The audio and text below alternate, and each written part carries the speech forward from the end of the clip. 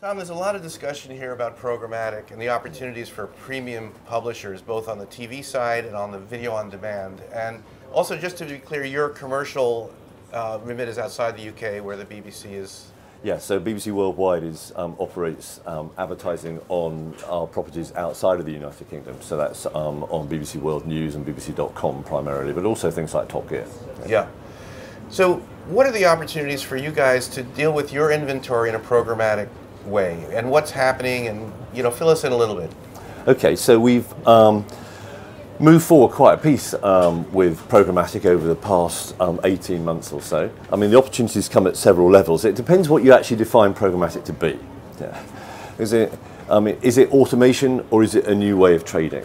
And actually, both of those things can be true. The automation bit is, frankly, quite a big disappointment. Creating algorithms is not automation. End-to-end seamless booking systems is automation. We haven't really seen too much of that. If you stacked our industry up against the way in which you buy airline tickets or the way in which you buy hotel bedrooms, we come out pretty poorly. There's a whole lot of stuff that still results in the world's largest advertising software system being involved, and that is Excel. Yeah.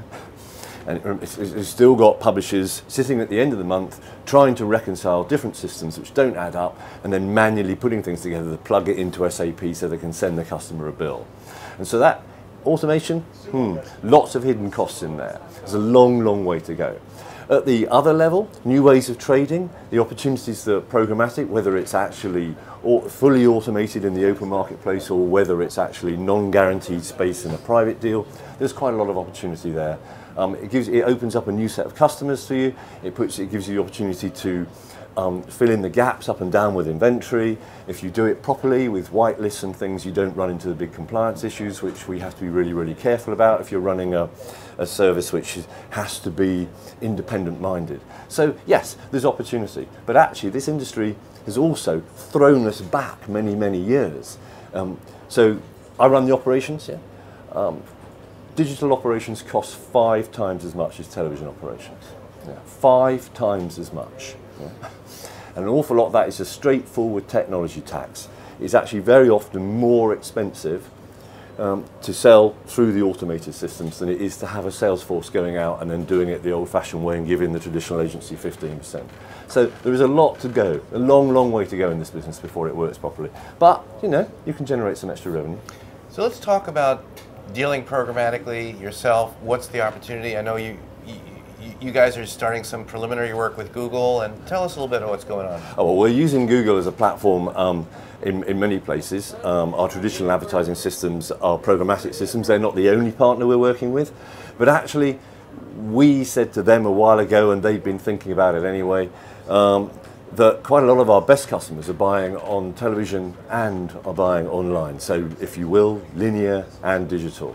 And so they're quite interested, we're quite interested, that's the advertisers quite interested over time to see whether or not you can get anything, any sort of conjunction going on between those two things. Now, that's not really easy in a non-guaranteed space, but in terms of operations, in terms of making the thing flow better, yeah, this is actually in many businesses where profit actually lies. Yeah? Can you process orders at a lower price?